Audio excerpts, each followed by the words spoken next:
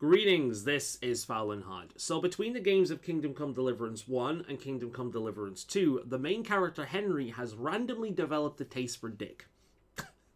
So I'm still going to play the game. This isn't going to stop me playing the game. Like, I've purposely, by choice, played gay characters before in the past. I'm comfortable enough with my sexuality. It isn't a fucking problem, right? In Dragon Age Inquisition, if I'm playing a male character, I will pretty much always choose Dorian as the romance because he's one of the best characters, and he's a gay romance only, one of the best characters, really good writing. He's my usual option.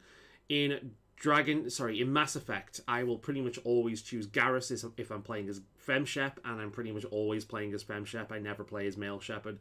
So I'm a male person playing a character that is dating a male character, which is kind of gay in that way, even if my character is female. Again, doesn't fucking bother me. I've played tabletop before in which my character was in a gay relationship with another player's character. One of the best indie games from the past few years for me was Boyfriend Dungeon. Legitimately a really fun little indie game. It's probably pretty cheap at this point. I recommend trying that out. So yeah, I've not got an issue playing a gay character or a bi character in a video game, and have done so by choice a multitude of times. In Fallout New Vegas, it doesn't exactly have many friggin' romance options, but Arcade Gannon is one that I do quite like, and that is a gay option as well. He'll only date male characters. No problem. But I do think there are some legitimate criticisms to have, and I do think they could have done this in a much better way that would have handled not just one issue, but two. To the point where the only people who are complaining about this would be the brain rot tribal people who just don't like gay options being in video games in general, right? So, in the first game, let's give a quick synopsis about the game. So, Kingdom Come Deliverance is a game that prides itself on being historically accurate. It had a bit of an issue last year with a bunch of journalists and some, ideological types criticizing them because you can't play as a female character. Well, if you play as a female character in medieval Bohemia, you're not going to be able to do much, okay? You're not... I mean, it's a bit fucking weird, a peasant in general walking around as a knight, but it's definitely not going to happen if that's a female peasant. It's not going to happen, right? So this is a game that prides itself on its historical accuracy. Playing a female character is not going to allow you many options, right? So, it's set in medieval Bohemia. The player character is Henry. He's the son of a blacksmith, and his town, Skalitz, gets attacked by an invading army. That starts him on his journey to essentially gain skills and fight back to regain his father's sword, the last thing his father created, and essentially avenge the death of his parents. Along the way, he learns a bunch of different things, and by the end of the game, you have basically wounded the foothold this army has in the area, but that army is still out there. The war isn't over. So the game ends with Henry and his then friend Hans traveling over to Prague in order to acquire allies for this upcoming major war. So, but in the first game, Henry did not have gay options. He didn't. He had a few female options, and the way they handled them could be a problem in this game for some people if they handle them in the same way. So, Teresa seemed to be like the main romance option in the first game. You could go out on little walking dates with her and so on and so forth. They had like a quite cute, bantery kind of, back and forth. Obviously meant to be the default, romance option. But there was also a side quest I ran into whilst I was playing the game, in which I was doing this side quest for this noblewoman, and by the end of the side quest, you sleep with her. And I don't remember there being an option to say no. Correct me if I'm wrong, but there was no. I don't think there was an option to say no, but I might be wrong. It's been a little bit. So the only warning you have that this might happen is this character is incredibly flirty in general, like a bit too flirty in general. So that's the only warning you get. But you go out, you do this thing for this noble woman, and you come back and you end up sleeping with her, right? And I don't think there's an option to say no. Now, if this happens in this game with a gay romance, you think the backlash is bad now, there's going to be backlash to that. A lot of people are really not going to be happy with doing a side quest and then randomly fucking the guy that gave you the side quest. They're not going to be happy with that. All right. So that's one thing I want to point out. But here's the major issue between the games, even before this whole fucking hullabaloo happened. You're still playing Henry, but for this game to be a game, you can't start this new game, now in Prague, completely decked out like you were in the first game. So Henry is going to go from basically being a peasant to a highly skilled knight. Like, Henry couldn't even fucking read in the first game because most peasants couldn't. Like, reading... In fact, there's a nobleman in the fucking first game who can't read because he never bothered to learn, because he has other people, he has servants to do it for him. Like, reading isn't standard like it is now. It wasn't standard back then. It was a waste of time for a lot of people. You know, time was precious. So, in the first game, he is essentially gone from useless peasant that is shite at everything to a highly skilled knight that can do alchemy and ride horses really well and read and do a bunch of other things. In the second game, right back to square one. You're socially in the exact same point you were at the end of the first game, but now you have no skills. Randomly, out of nowhere, but you have attained a passive that you now like cock. It's a bit fucking weird. The way I would have personally handled it was let Henry be an NPC. Make a new character. Design a new character for this story to be told around. Henry is gone off with Hans to Bohemia, to Prague, in order to acquire allies. You can be one of those allies. Maybe save this random peasant from bandits on the way to Prague. This peasant's village has just been ransacked, and Henry, seeing himself in this young lad, takes him on board as his own squire, right? That seems reasonable to me. Henry paying forward what, I forget the name of the other bloke, but the other bloke did for him.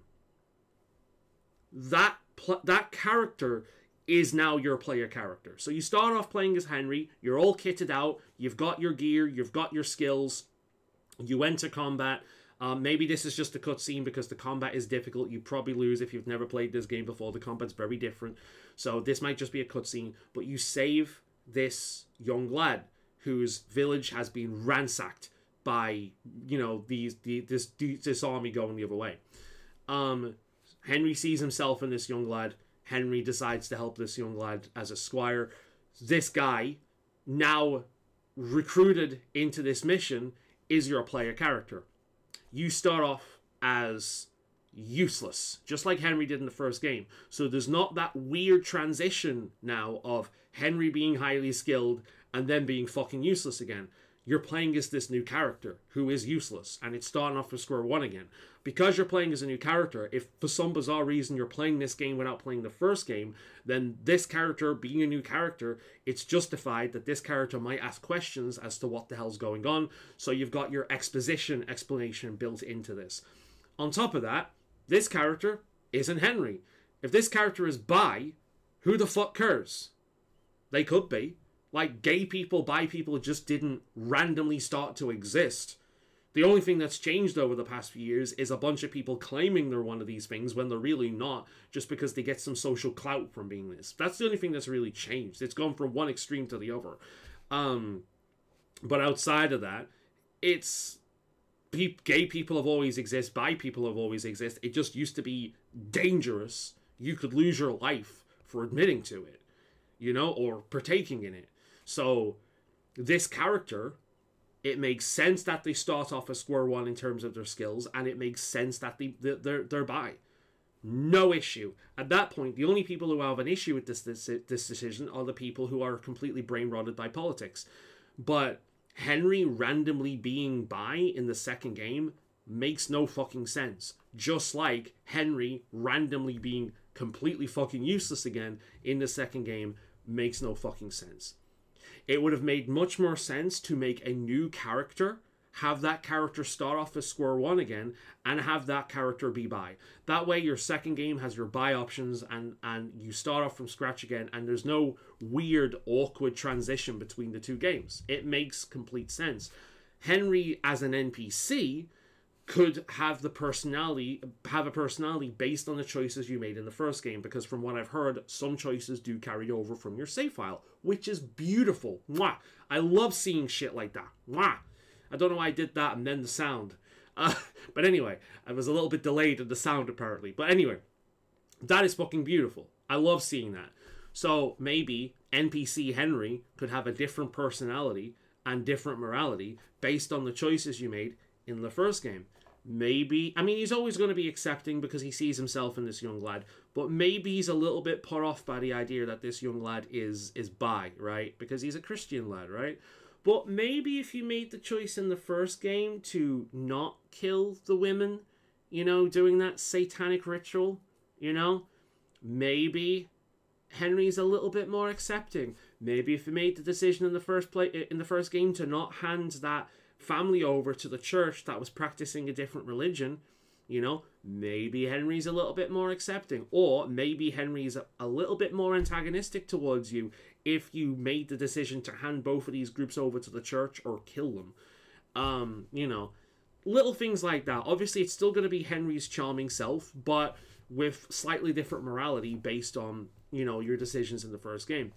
You can have your cake and eat it. At that point, there's absolutely no problem whatsoever. And that's kind of what they should have done. Because, like I've said, the skills thing was already an issue. And I'm not the first person to point this out. A lot of people have pointed this out. So, that's what they should have done. Make Henry an NPC. Play as a new character. As part of the army. Maybe getting quests from Henry himself. It would make sense. Maybe you can join Henry and Hans in, like, further drunken buffoonery. You know? Where there was two, there's now three young lads partying it up and being fucking stupid. The Hans scenes are some of the best in the first game. So, you know, having your character with Henry and Hans and their usual banter. Yeah. Fantastic. That, in my opinion, is what they should have done. That is how they should have handled it.